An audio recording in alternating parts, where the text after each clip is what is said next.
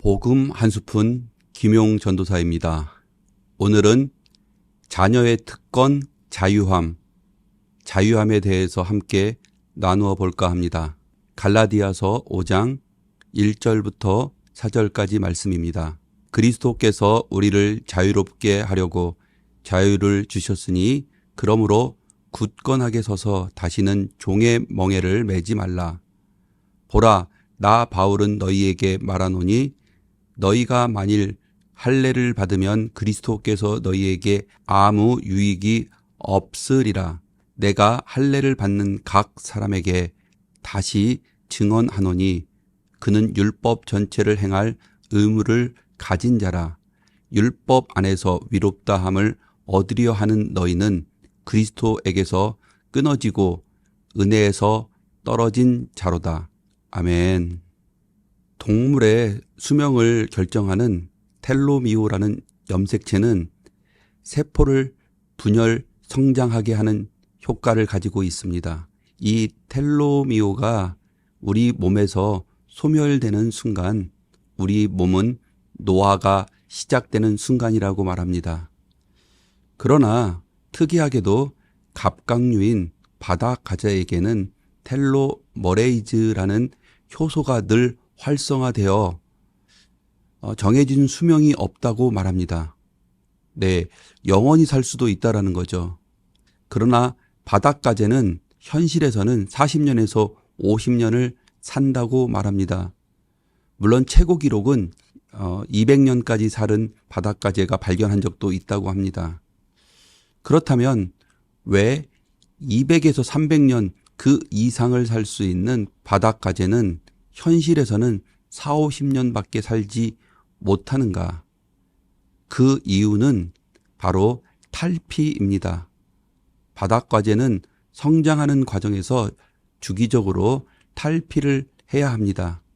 그러나 몸집이 점점 커지는 과정에서 탈피하는 것이 점점 너무도 힘들고 어려운 일이 됩니다.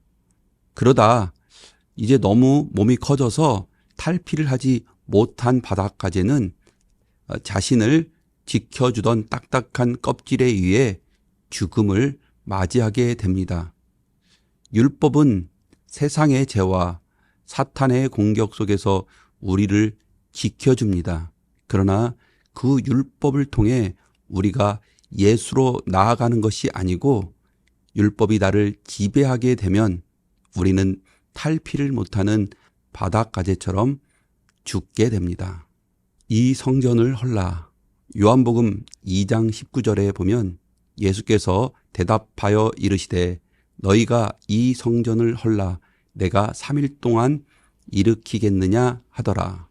이 말씀을 하신 예수님께서는 성전이 더 이상 필요 없다라고 말씀하시는 것이 아닙니다. 사람이 만든 성전이 무너진 그 자리에 영원한 성전 되시는 예수님이 우리의 성전, 우리의 교회가 되어 주신다는 말씀입니다. 집을 짓기 위해서는 먼저 오래된 낡은 집을 철거하는 것으로 시작합니다. 우리 신앙도 관습이라는 유형의 교회, 이 성전이 무너진 그곳에 성령의 몸된 처소, 진정한 예수님의 몸된 교회가 세워지는 것입니다. 제가 아는 어느 권사님 얘기를 한번 해보겠습니다. 그 권사님은 여러 가지 고난을 통해서 하나님의 나의 아버지라는 사실을 만나게 됩니다. 누구나 알고 있지만 실질적으로 누리는 사람은 사실은 극히 적은 하나님을 아버지로 만난 것입니다. 그 결과 신앙의 모든 부분이 율법적 체계가 아닌 우리를 사랑하시는 하나님 아버지와 자녀된 우리의 관계로 풀고 이해하면 된다는 사실을 알게 된 것입니다. 그리고 나서부터 신앙의 자유함을, 자녀된 자유함을 느끼게 되었다고 합니다. 한 번은 직장 상사와의 문제로 힘들어하는 딸과 카페에서 상담을 하며 이야기를 나누고 있었습니다. 그러다가 저녁 6시가 조금 넘자 딸이 이렇게 엄마에게 말하는 거였습니다. 엄마 수요 예배 갈 시간인데 가셔야 되는 거 아니에요? 항상 모든 예배를 철저히 지켜왔던 이 권사님께서는 딸에게 이렇게 말했다고 합니다. 내가 요즘 하나님을 아버지로 만나고 있는데 우리 아버지께서는 지금 울고 있는 사랑하는 딸을 위로하며 하나님과 함께하는 이 시간도 예배로 받아주실 거야 라고요. 그러자 그 딸은 엄마 하나님 믿으니까 참 좋다 이렇게 말했다고 합니다. 이것이 예배, 하나님 우리 아버지가 받으시는 예배가 아닐까 생각합니다. 어느 집사님의 추석 명절의 모습을 한번 보겠습니다. 추석 명절 전날 보통은 시댁에 갑니다. 오랜만에 시어머니를 만나 인사를 하고 준비한 선물과 용돈을 드리고 그리고 추석 준비를 합니다. 송편을 만들고 전을 빚고 어머니와 또 웃으면서 집안 이야기를 합니다. 그리고 추석 다음 날 친정집에 가게 됩니다. 막 친정집에 도착한 이 집사님은 엄마 나 피곤해서 잠깐만 누워있을게 라고 말하며 옷도 안 갈아입고 소파에 누워 한참을 자고 그리고는 일어나 식탁에서 반찬을 다듬는 엄마 옆에 앉아 요즘 이야기도 하고 그리고 그때 그 집사님은 크게 웃지도 또 친절한 리액션을 하지도 않습니다. 무엇이 이 집사님의 행동을 다르게 하는 걸까요? 그건 딸로 있는가 며느리로 있는가입니다. 우리가 예배를 드릴 때 우리는 하나님을 만나러 간다고 합니다. 그때 우리가 만나러 가는 그 하나님은 우리의 아버지신가 아니면 아니신가 우리는 한번 생각해 볼 필요가 있습니다. 우리는 이제 그 아버지의 집에서 자유로워야 합니다. 그 집사님은 시댁 소파에서 한 번도 누워서 낮잠을 자본 적이 없습니다. 왜? 내 아버지, 내 어머니의 집이 아니기 때문입니다. 우리는 회사 대표님의 집에 초대를 받아 식사를 한 후에 소파에 누워서 과일을 후식으로 먹지 않습니다. 왜 그렇습니까? 회사 대표님 집이기 때문입니다. 우리는 지금 교회에서 마치 대표님 집처럼 아니면 시댁에 온 것처럼 그렇게 행동하고 있지는 않은가 생각해 봅니다. 제가 서울에 처음 올라왔을 때 서울 이모댁에 신세를 지며 지낸 적이 있었습니다. 음악을 해서 방송을 하고 공연을 하고 나면 새벽에 늦게 들어갈 적이 많았습니다. 그러면 밤늦게 들어가면은 주무시다가 이모가 깨서는 항상 물어보는 것이었습니다. 아이고 용아 밥은 먹었어? 그렇게 물어보면 저는 열이면 열, 백이면 백 항상 아유 이모 밥 먹고 왔으니까 빨리빨리 주무세요. 때로는 바빠서 밥을 못 먹을 때가 있지만 그러면 제가 빵이라도 하나 사 먹고 그리고 이모에게 힘들지 않게 하기 위해서 번거롭지 않게 하기 위해서 먹고 왔다고 얘기하곤 했습니다. 그러나 가끔 이제 공연이 끝나고 다음 날 일정이 없을 때는 대전 집에 내려가게 됩니다. 그러면 새벽 2, 3시쯤 되면 집에 도착합니다. 그러면 저희 어머니도 오랜만에 갑자기 온 아들에게 밥을 먹었냐고 물어봅니다.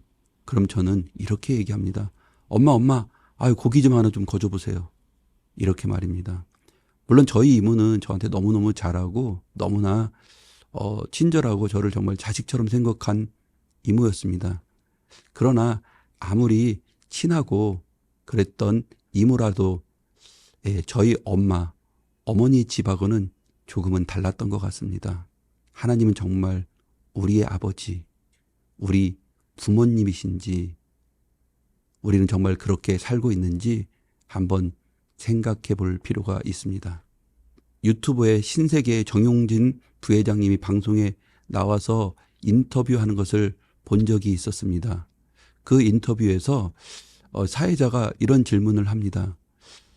저는 1인분에 한 7, 8만 원 정도 되는 한우를 먹을 때 그럴 때 참 행복하던데 부회장님께서는 어떨 때 행복하냐는 질문이었습니다.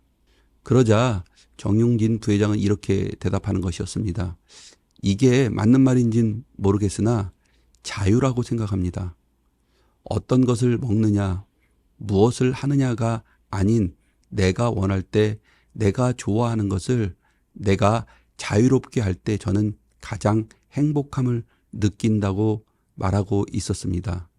아무리 비싼 음식을 먹더라도 불편한 사람과 어려운 관계에서 먹으면 뭐가 좋겠으며 무엇이 행복하겠냐고 말합니다. 라면을 하나 끓여 먹더라도 내가 끓이는 방식으로 내가 먹고 싶은 대로 자유롭게 먹을 때 그때가 가장 행복함을 느낀다라고 말하며 행복한 웃음을 웃는 것을 보게 되었습니다. 네. 우리나라에서 대표 부자가 가장 행복할 때 그때는 자유로움을, 자유를 느낄 때라고 말하고 있습니다. 그럼 제가 물어보겠습니다. 믿는 우리는 지금 정말 하나님 안에서, 교회 안에서, 우리의 신앙 안에서 자유롭습니까? 하나님의 자녀답게 우리는 이제 하나님 앞에서 자유한 자녀의 삶을 살아야 합니다. 제가 하나님을 자녀로 만나고 나서 이 자유함을 알게 됐고, 때로는 이런 설교나 이런 나눔을 많이 갖게 됐는데, 이런 얘기를 들으면서 제가 아는 한 권사님께서 이렇게 저에게 되물으셨습니다. 전도사님은 여러 가지 체험과 경험을 통해서 십자가의 죽음과 부활을 알게 되었기 때문에 그렇게 자유함을 누릴 수 있지만 저 같은 사람은 아직 그 정도 수준이 아니라서 사실은 잘 느낄 수 없는 것 같아요. 그렇게 물었습니다. 네, 맞습니다. 저는 많은 고난을 통해 하나님의 사랑을 알게 된 것, 맞습니다. 그럼 고통을 통해서만, 다시 말해 암에 걸리고 사업이 부도를 맞고 자녀는 학교를 떨어지고 그래야만 우리는 하나님을 아버지로 만날 수 있는 것입니까? 그렇지 않습니다. 그걸 제가 어떻게 확신하냐면, 하나님께서는 제가 이렇게 답답해할 때 우리 교회에 5살 도연이라는 아이를 통해 하나님께서 알려주셨습니다. 제가 장난삼아 그 5살 난 도연이에게 이렇게 물어봤습니다. 도연아, 왜 너만 추석 한복을 사주지 않고 언니가 입던 한복을 준 거야? 아마도 엄마가 언니만 사랑하고 도연이 너는 사랑하지 않는가 본데. 제가 어린아이를 상태로 좀 재밌게 짓궂은 장난을 했습니다. 그러자 도연이는 바로 이렇게 말하는 거였습니다. 아니에요. 우리 엄마가 저를 얼마나 사랑하는데요. 맞습니다. 50이 넘은 제가 어머니의 사랑을 알고 느끼듯 5살 도연이도 엄마의 사랑을 알고 느끼며 누리고 있는 것입니다. 아니, 어쩌면 50이 넘은 저보다 5살 도연이가 엄마의 사랑을 더 많이 누리고 있는지도 모르겠습니다. 정리해 보겠습니다. 하나님은 우리를 자유로운 자녀로 불렀습니다. 그러나 신앙생활에서, 그리고 많은 교회의 선배들이 우리를 때로는 율법 안에 가두려 합니다. 그런데 하나님께서는 우리를 자유로운 자녀로 부르셨습니다. 그렇다면 우리의 신앙생활은, 우리의 교회 생활은, 우리의 모든 일상생활은 하나님 앞에 어머니의 집, 아버지의 집에 간 그 자녀의 자유함과 편안함으로 생활하면 됩니다. 이제 하나님은 우리의 회사 대표나 시어머니, 시아버지, 시댁이 아닙니다. 우리 친정집, 우리 집, 우리 어머니의 그 따스함, 그 아버지의 넉넉함이 있는 우리 집, 바로 하나님의 나라, 아버지의 나라, 아버지의 집인 것입니다. 우리는 그곳에서 자녀로 행복하게 살아가면 되는 것입니다. 감사합니다.